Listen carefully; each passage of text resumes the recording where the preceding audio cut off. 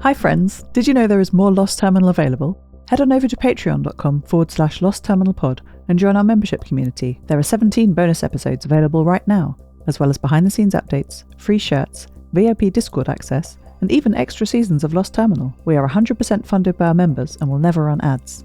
That would be lovely of you. Hello world. I don't understand what I'm seeing. As Lyosha and Maddie climbed into the tunnel under the hills behind Ulmvale, I lost Maddie's signal. I panicked as I attempted to contact her over and over, and after 64 seconds, I called Nia Anderson for help. I explained to Nia what had happened, and asked that if she was in the hills close by, to please go and check, either by local radio or by going in there and rescuing them. But I was surprised by two things simultaneously. One, Nia's reply came from the intercom in her bunk on the Mully-Hughes II, not by radio from high in the hills behind town, where I assumed she'd be out taking part in today's nighttime local 80-meter radio contest. And two, Maddie's UHF radio feed came back on, stronger than before, showing the smooth flat wall of the cave that the pair of brave spelunkers were investigating. "Maddie," I transmitted, "are you and Lyosha safe? Please be careful." Maddie replied with a ahukai, and I heard Lyosha confirm this expression of interest. The pair were exploring the cave, stopping occasionally to look at multicoloured luminous biotech insects that were on the cave walls. None of the creatures matched any patterns in my databanks, and to judge by Lyosha's excited discussion with Maddie, he didn't recognise them either. Perhaps it was safe enough, especially with the security of this strange feeling but strong radio signal. I could not persuade them to wait for Nia or any adult. But perhaps that was for the best, in Nia's case. I don't think she wanted to leave the ship. "Panic over, Nia," I said, over the ship's intercom directly to her bunk. "They're fine for now, at least, and they are back in radio range." "That's good, Seth," Nia replied, clicking the intercom button on her desk to talk to me. "I'm glad they're all right." My highly practiced human-computer interaction subsystems recognized the subtle change of tone in her voice. "Are you okay, Nia? You're back from the contest early?" I said. "Didn't go out," Nia said, simply. "Oh, I don't think I heard you using the ship's radios," I said, checking the transmission logs. "Didn't play radio at all today," Nia said. "Something feels off." "Well, it's good to take some time to rest. You've had quite a week of it," I said. "Maybe," she said. "And you can get back to it tomorrow, or whenever you feel reinvigorated." "Maybe," she repeated. And then said, "Look, Seth, how is Maddie's radio working through solid rock?"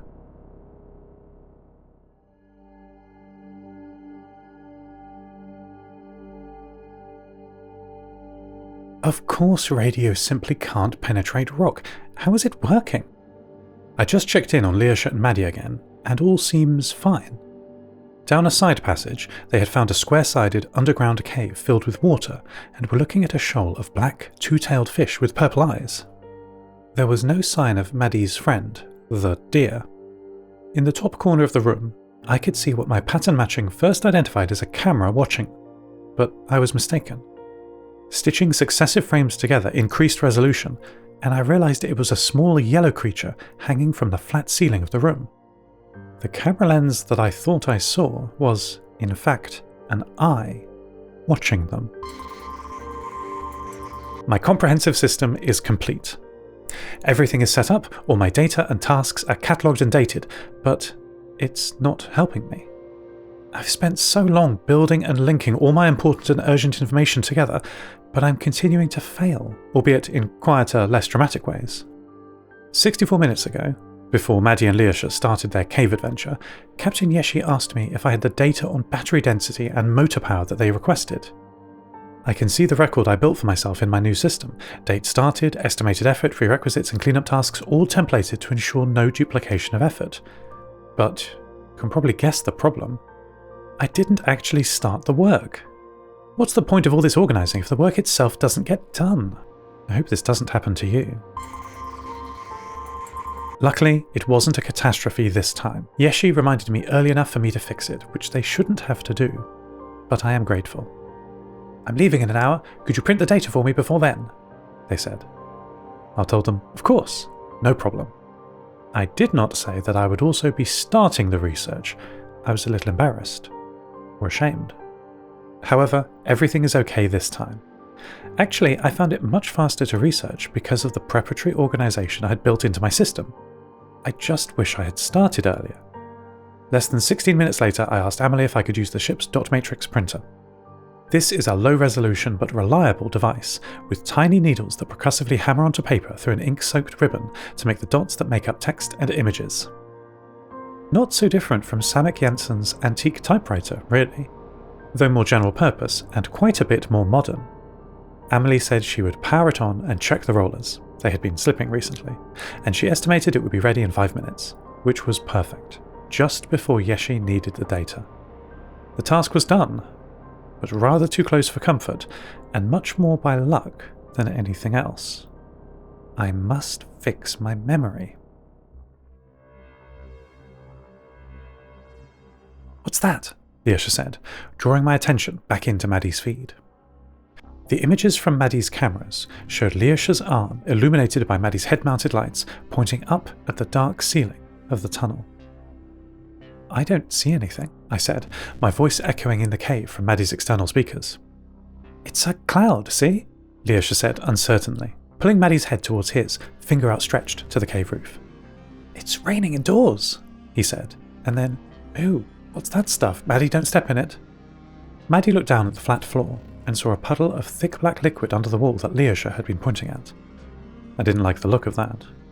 It was too dark for me to recognise any shapes, but as I looked, I realised that this white, straight-walled cave was artificial.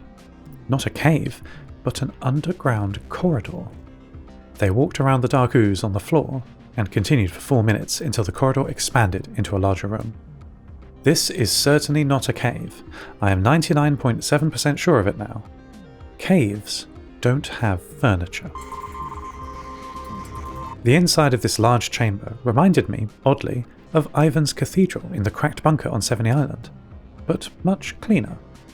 Instead of rust-streaked walls and broken concrete, this room was gleaming white, lit evenly by square panels in the ceiling. The room was a perfect cube, 64 meters in each dimension, though I can't match the measurements to anything in my databanks to make accurate estimates. It is packed floor to ceiling with racks or shelves, reminding me of a pre-collapse computer data center, rows of devices slotted into standard-sized units with shared power and cooling. But here, it was all far more organic. I'm watching as Maddie and Lyosha walk carefully through this large room. As I process the feed, I get flashes of recognition from my pattern-matching subsystems. It looks a bit like a library, reminding me terribly of their misadventure at the military base above Tromsø. "Be so careful," I whispered from Maddie's speakers. Lyosha turned and nodded, eyes wide, but with a big smile showing his teeth. Every surface was crawling with biotech creatures. Some the size of birds, others, when Maddie looks closely, as small as ants.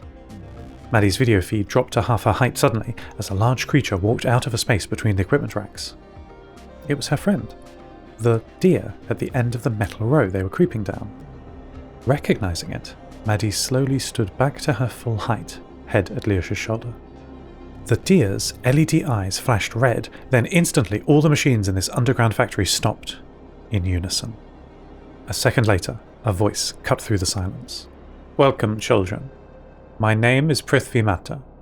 You have entered my garden."